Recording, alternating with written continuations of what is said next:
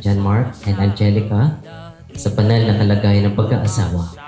Isang marangal na kalagayan na nilikha ng Diyos at sa atin ay ipinapahiwatig ang mahiwagang pagkakaisa sa ngalan ni Kristo at ng kanyang iglesia.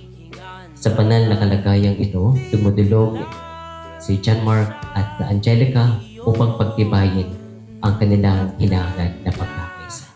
Nang dahan-dahan sa pasilyo tungo sa altar ng simbahan. Ano to? Naway tanggapin mo itong alay ko sa'yo na parang pagtanggap mo ng aking pagmamahal. Ang bagay na ito ay kasing kinang ng iyong mga ngiti. Parang ngiti mo na nagkikislapan. Ang regalo na ito ay nagsisimbolo ng pagmamahal ko sa iyo, na maaari mong hawakan at namnamin ang bawat dampi ng bagay na ito sa iyong palad. Ang regalo na ito ay nagsisimbolo rin ng aking presensya pag ako'y wala sa tabi mo. Kapag suot mo, itong parang kasama mo na rin ako. Lubos kitang minamahal, aking love o mahal. Maraming salamat sa lahat ng iyong effort at pagmamahal.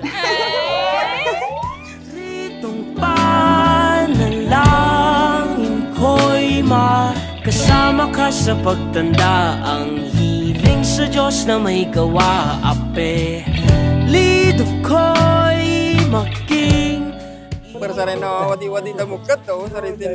I thank you. Hi, love. God is really amazing because He has made everything beautiful in its time.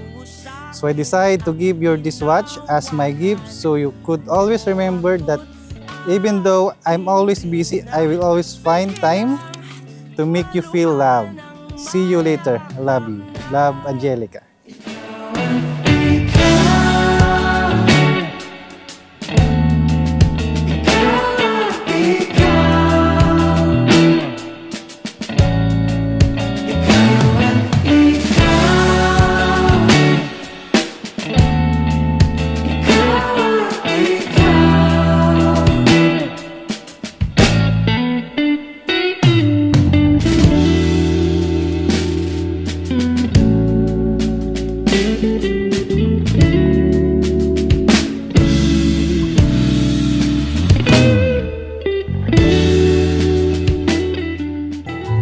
Ang singsing na ito ay magsisilbing tanda ng aking walang hanggang pag-ibig at ang pagmamahal habang tayo nabubuhay.